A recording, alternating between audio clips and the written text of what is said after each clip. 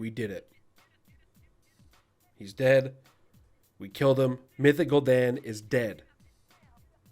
What's up, guys? Bumlock here. Boy, what a tier, man. What a tough tier. Gul'dan was a pain in my ass.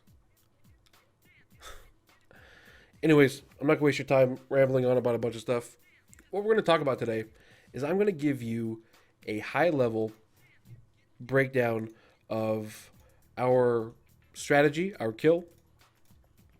Basically, the positioning we used, some different notes here and there, different ways we stood or took out this and moved into this and used our abilities here and there.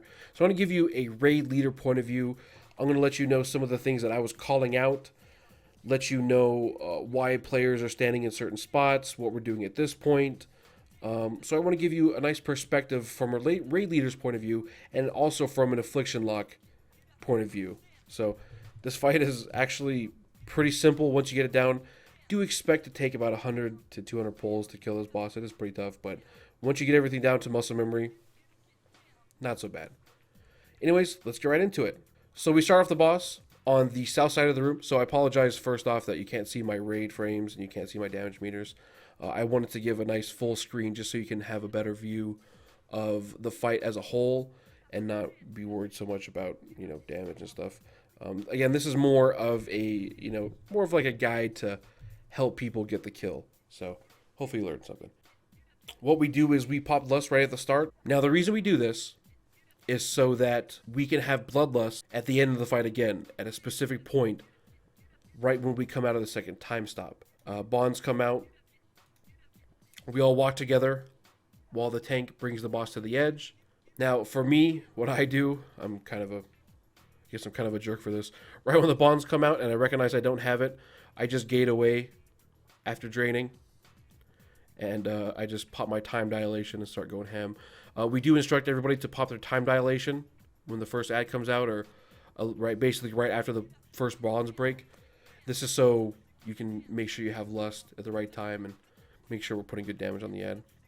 So here, Ranger just standing out far, making sure we're killing these ads. I am using Seed of Corruption when the eyes spawn, the non-empowered eyes. That way I can get as many Wrath of Consumption stacks as possible and as high uptime on that as possible.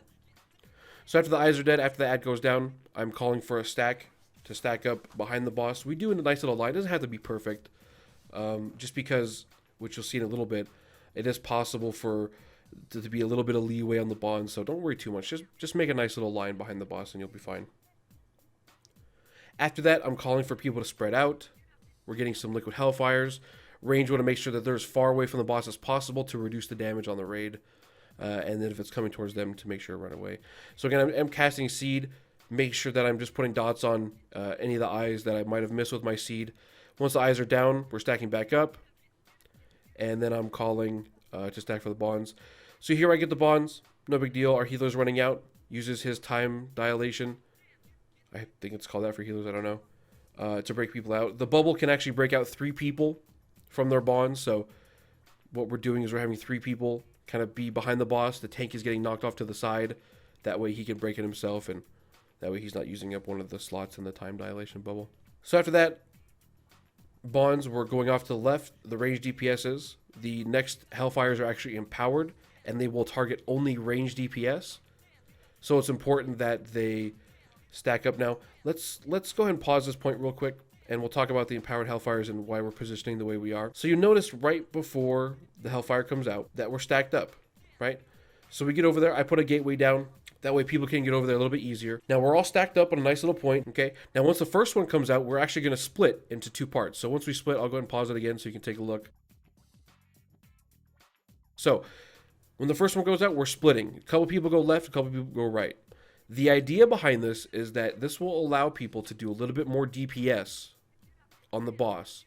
It's very important that you're pushing your damage here because you really want to skip the 4th set of eyes and the 4th set of bonds, okay? So maximizing your damage in ways that are interesting and, doesn't take too much on the raid, definitely a good idea. Okay, let's go ahead and continue. So the way that you drop these hellfire, it doesn't really matter. It can be a triangle, it could be a line. We're really just kind of doing whatever. Because for the second empowered hellfire, we're actually splitting off the raid into two sides, which you'll see in a little bit. At this point, I'm just calling for people to spread out for eyes and to stay spread for the bonds. It is nice to be close if possible, but it's not that important. You do have a lot of leeway with the healer bubbles. So at this point, we now have our second empowered hellfire coming. So what we're doing is we're actually splitting the raid off onto two sides. That way, only one side will have to ever deal with an empowered hellfire at once. So you can see here, 2 went off on the left side. That means me, the Shadow Priest, and this mage over here can just damage the boss full time.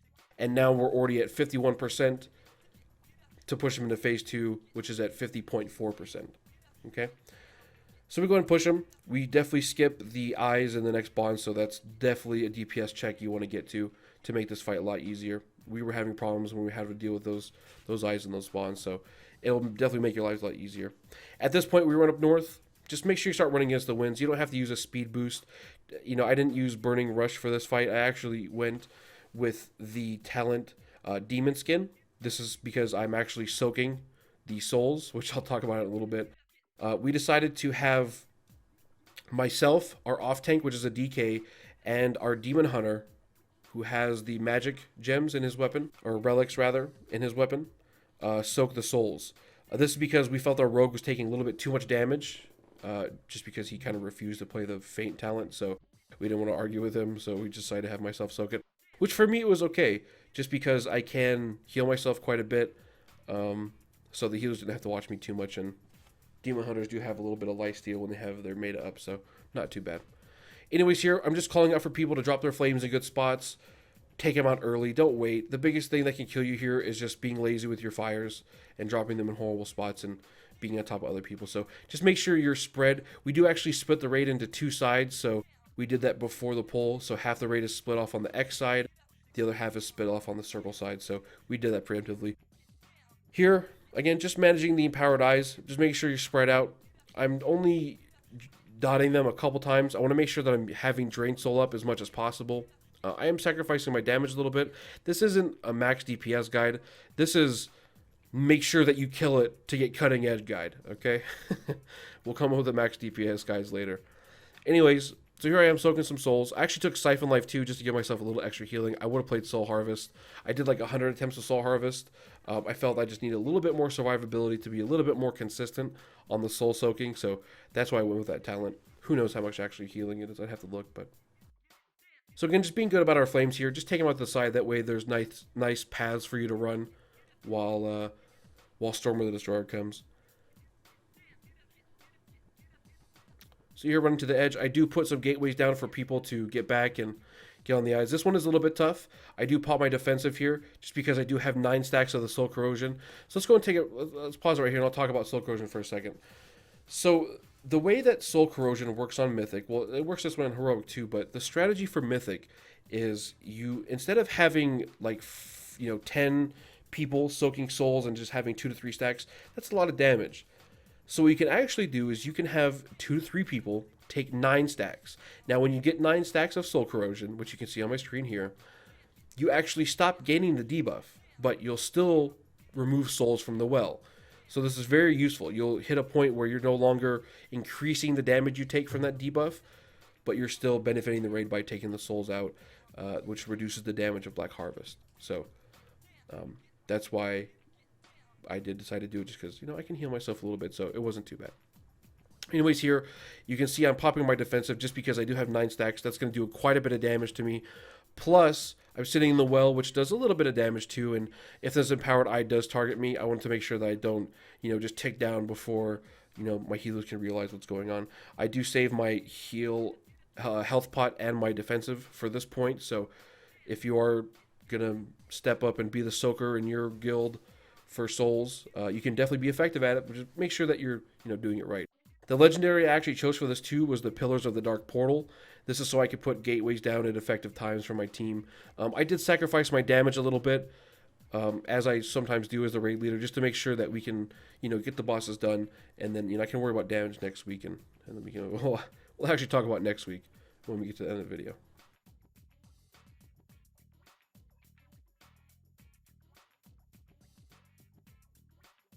So here, just managing flames. Make sure people get out early and soon. Making sure I have as much drain uptime as possible. I do get a fire here, which is unfortunate.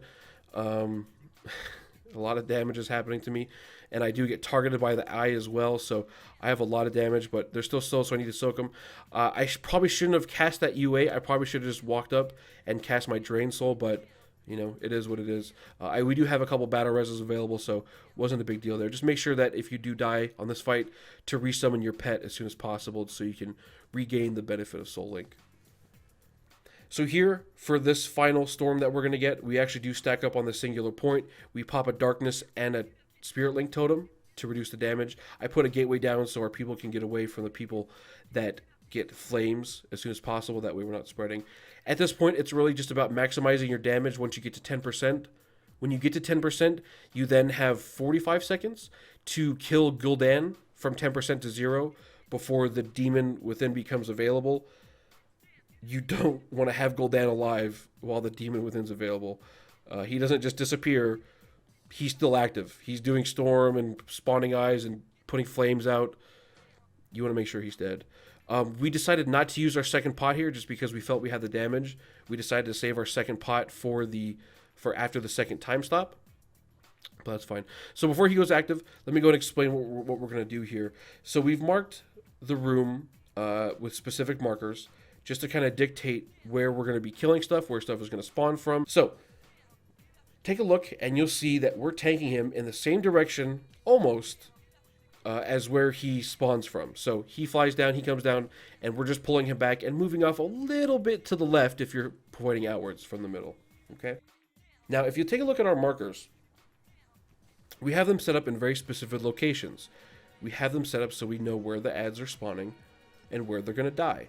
So the first ad is going to spawn at star. Okay. We're going to swap to it, we're going to kill it, and we're going to kill it on green. The second ad spawns near orange, and then we're going to kill it on skull. And then we're going to kill the next two ads around purple and skull. We'll go from there, okay? At this point, I'm just telling people to be calm. I'm telling people to watch out for the parasite debuffs. The way that we handled parasites is we had all the melee stacked behind the right leg, and then we had the two people that have the parasitic wound go behind the left leg and wait there until the debuff fell off. These people will need spot heals. You do about 1 million damage a second to damage to these people with that dot, so make sure they, you know, give them a little spot heal, give them a couple hots, they should be okay. The first little combination is probably the scariest at the start. You know, if you're not ready for it, it can be deadly. You do get the parasites the same exact time that you get the Soul Sever, which the Soul Sever is the ability where he jumps into the air, comes crashing down, and does this AoE cone that hits the tank, so make sure no one else is standing in the cone, and it will give the tank a debuff that will stop them from receiving healing until someone breaks their soul out. So I'll go ahead and pause it here, or unpause it so we can see. So Parasitic Wound comes out. You can see the timers on my screen. Soul Sever is going to be the first thing. Parasites do actually pop out first, so it's important that you coordinate who's going to go break out the tank and who's going to stay and kill parasites. First, we had our rogue do it, so you see he runs through the boss, through the tank to go break the soul, and the parasites die at the same time. So here we have our first ad. We actually have a Death Knight gripping in onto melee, damage as much as possible. I'm calling out to pre-move for the Chaos Seeds, which is an ability that the Soul Fragment casts. Just does some damage and leaves a little nasty dot. So once the ad dies, I'm throwing a little bit of damage on the Night Orb, and I'm actually running into the Demonic Essence to just pre-heal it just a little bit to make it a little bit easier for when we have to run into the Night Orb time stop. Okay. So here it's all about just managing parasites, making sure your melee know when parasites are happening, and make them understand that it is their duty to make sure that those are dead at all times if they're up. Okay. But here it's all just spreading out, making sure that you're doing decent damage to the demon. You want to get him to like around 60-50% before he goes into this, or after you come out of the second time stop. So here the second ad comes out. We're just putting damage onto him, making sure that we're still breaking the tank. We have a rotation of 2 people doing that, just because 2 people can't do it in a row. Here it's kind of unfortunate. We didn't actually manage to kill the second ad before the next flame crash, but the tank handled it very well. He took the ad out and then was able to bring it back just in time. So here he does the Vengeance of the Dark Titan. We go and heal up the Demonic Essence and then run into the time stop. And at this point, our ranged DPS are going to exit to the right, and the healers are going to go left. Okay, this is so we're not all clumped up and we don't all get Chaos Seed at the same time. So here, just focusing damage on this Soul Fragment, making sure that parasites are still handled, making sure that our mage tank is tanking the Night Orbs like it's supposed to. I can explain that later if you need me to, but making sure that we kill the Soul Fragment in a timely manner, making sure that parasites are dying by melee.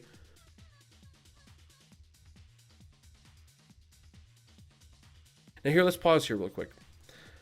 What we're doing is, you can see me and my Shadow Priest, we're actually going into these 2 demonic essences to pre-heal them to about 30 to 50% before everything happens. This will reduce the amount of time that it will take to actually heal the demonic essence up, and will make it so, you know, if your Night Orb dies quick, you have good damage, it'll make it so that you're not sitting there waiting for the essence to get healed up and your time stop goes away. So this just helps us out a little bit. Actually, it was the first attempt where we decided to do this is where we killed it, so take that with, you know, what you will.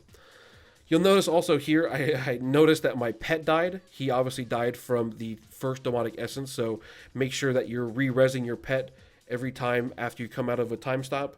Otherwise, you'll be, you know, taking extra damage, and you will lose some survivability there. So make sure you're doing that. So let's go ahead and continue.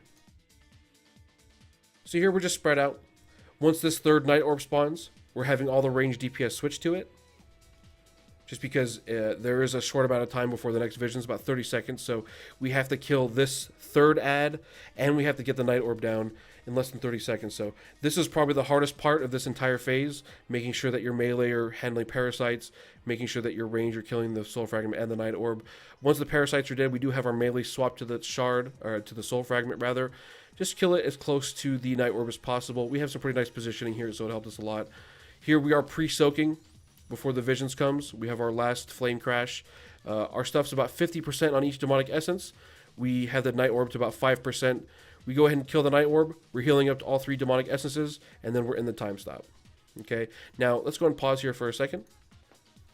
So once you get to this point and you have everyone alive, it's basically a kill. Okay, you now have the Demon Within in a position where he's going to be taking 150% more damage. And this is where your Bloodlust from the very beginning is going to come into play. So this is why we Bloodlust so soon, is so that it will be up for this point exactly. Okay, at this point, we're just going to CC all the ads. The Night Orb is going to kill itself, and we're just going to go to town. All you need to do here is just manage your parasites and manage the Soul Sever, and you have a kill. Me being the only Warlock in the raid, I actually do banish the first ad, just so I can let people position a little bit better and be a little bit more comfortable, you know, getting ready to do their max damage, let them focus a little bit more. What we do for the 2nd and the 3rd ad is we actually have a Demon Hunter go out and banish it with his breakable CC, and then we have a Hunter throw a trap underneath. That way we can do a nice little rotation. I believe we'll only get 3 ads, but let's take a look. So here he is. The Demon Within is taking 150% more damage.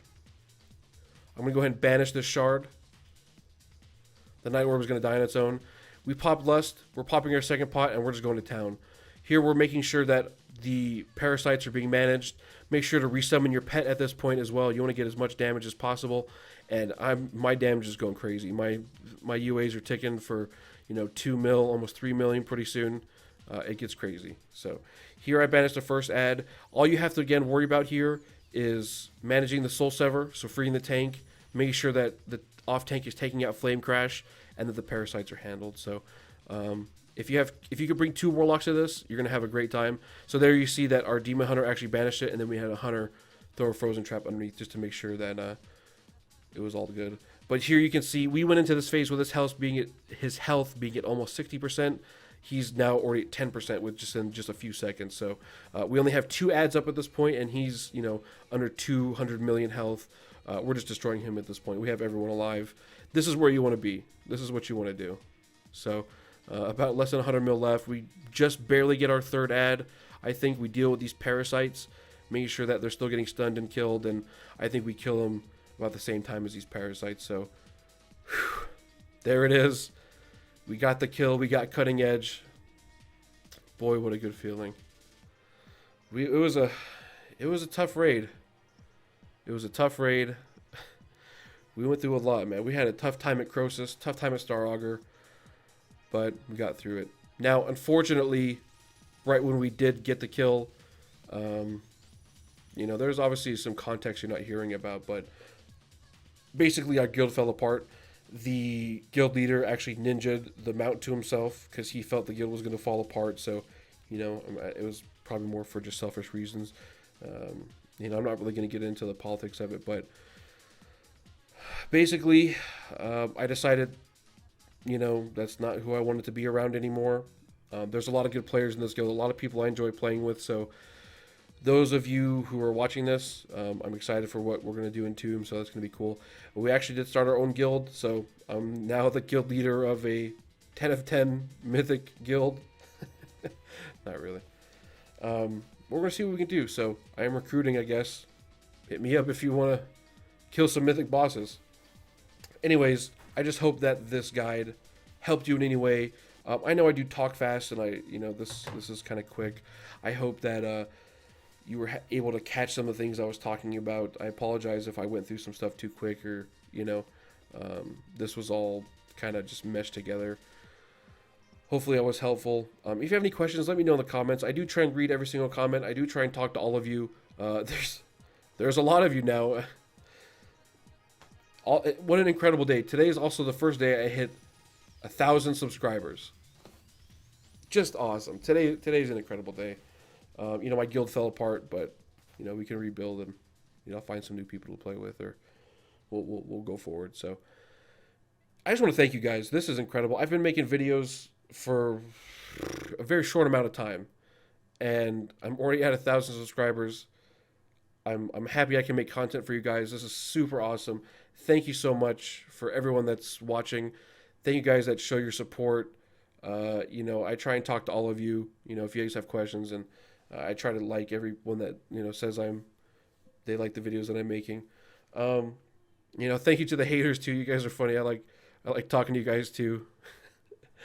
You guys are funny. Anyways, thank you guys so much. Make sure to comment, like, subscribe. Let me know what you liked about the video. Let me know what you didn't like.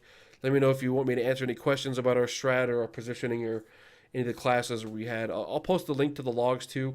We didn't parse very well. It was our first kill. You know, we were playing safe mainly just to make sure that we got the cutting edge before the time ran out. We can always work on our damage later. So thanks so much for watching, guys, and I'll see you in the next one. Peace. Burn, burn, burn. Get these parasites. Burn that bitch. Ironbark him. Got him! Burn that. Oh, yeah! Fucking finally! Oh, That's get my carried, worst you pull shitters. ever. Get carried, Well you done, fucking man. shitty Really high right bitches. now. Oh, who's the best? Tell me who's the best. Say it.